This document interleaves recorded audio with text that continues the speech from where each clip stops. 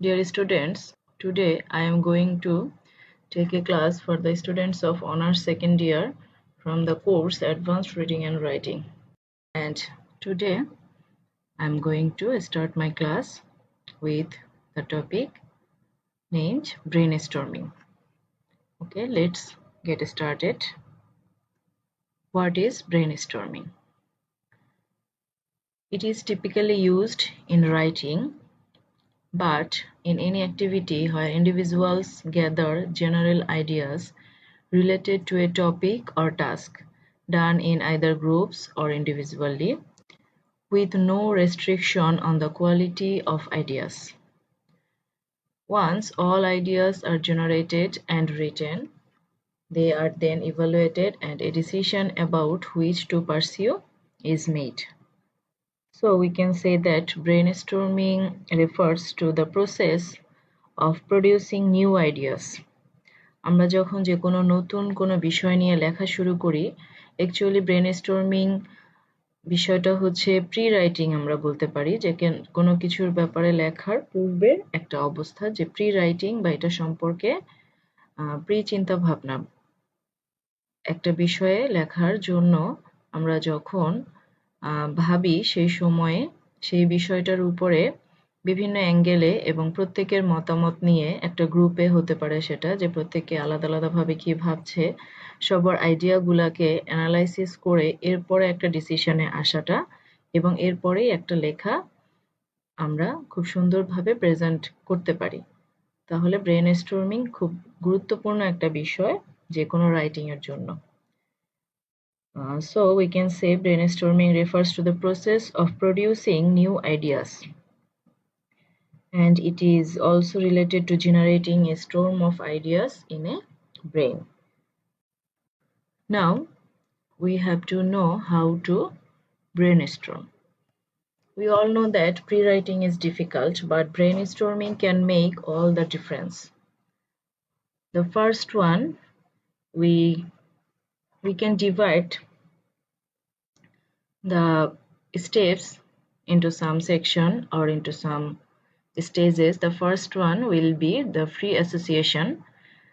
Free association means link to ideas while doing what you normally do. Talk with people around you. তাহলে আমরা আশেপাশে আমাদের যারা আছে সবার সাথে সবার আইডিয়াকে কালেক্ট করব এবং সেটাকে অ্যাসোসিয়েট করার চেষ্টা করব। Secondly, read and watch videos.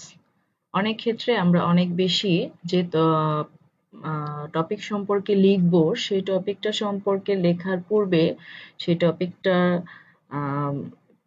লেখার পূর্বে আরো আমি যদি বিস্তারিত পড়ে নিতে পারি এবং বিভিন্ন ক্ষেত্রে ভিডিওগুলো দেখে নিতে পারি সেটার সাথে রিলেটেড, সেই ক্ষেত্রে আমাদের জন্য সুবিধা হবে সেই টপিকসের উপর খুব সুন্দর একটা লেখা তৈরি করার জন্য। সেই ক্ষেত্রে আমাদের মনে যে সকল কোশ্চেনগুলো নিয়ে ভাবতে হবে, যে কি ওয়ার্ডসগুলো কি হতে পারে, ইম্পর্টেন্ট বিষয়গুলো আমি কোথায় কোথায় হাইলাইট করব, সেই বিষয়গুলো নিয়ে আমরা এখানে চিন্তা করব।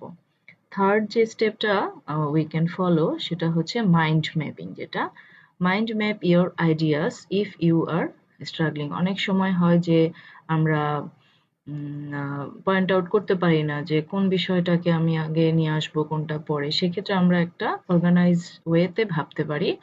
Organise your thoughts into patterns that make sense. নির্দিষ্ট একটা নিয়মে আসার জন্য আমরা সেটাকে সুন্দরভাবে অর্গানাইজ করে নিতে পারি।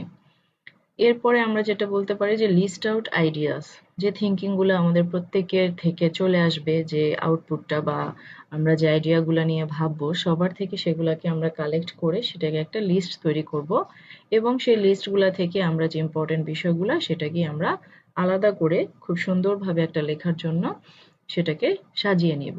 When thinking, create a list of ideas that you can and then easily check off.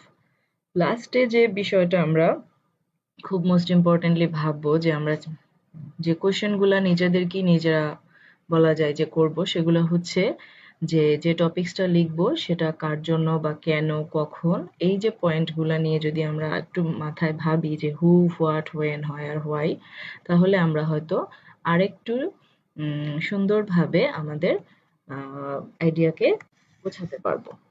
তাহলে ব্রেনস্টর্মিং এর ক্ষেত্রে আরো যে বিষয়গুলো আমাদেরকে মনে রাখতে হবে যে no criticism is allowed during brainstorming.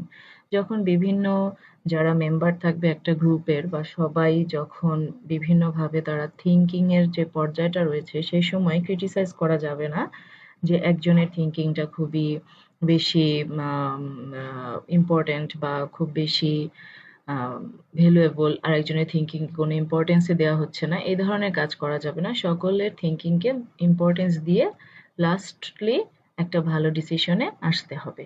এবং combining your all ideas and taking another person's ideas is a step further, or using them for your another idea is good, যে সকল ক্ষেত্রে সকল আইডিয়াকে কম্বাইনিং করে এরপরে আমরা একটা লাস্ট ডিসিশনে এসে টপিকটাকে সুন্দর করে প্রেজেন্ট করার জন্য রেডি করব।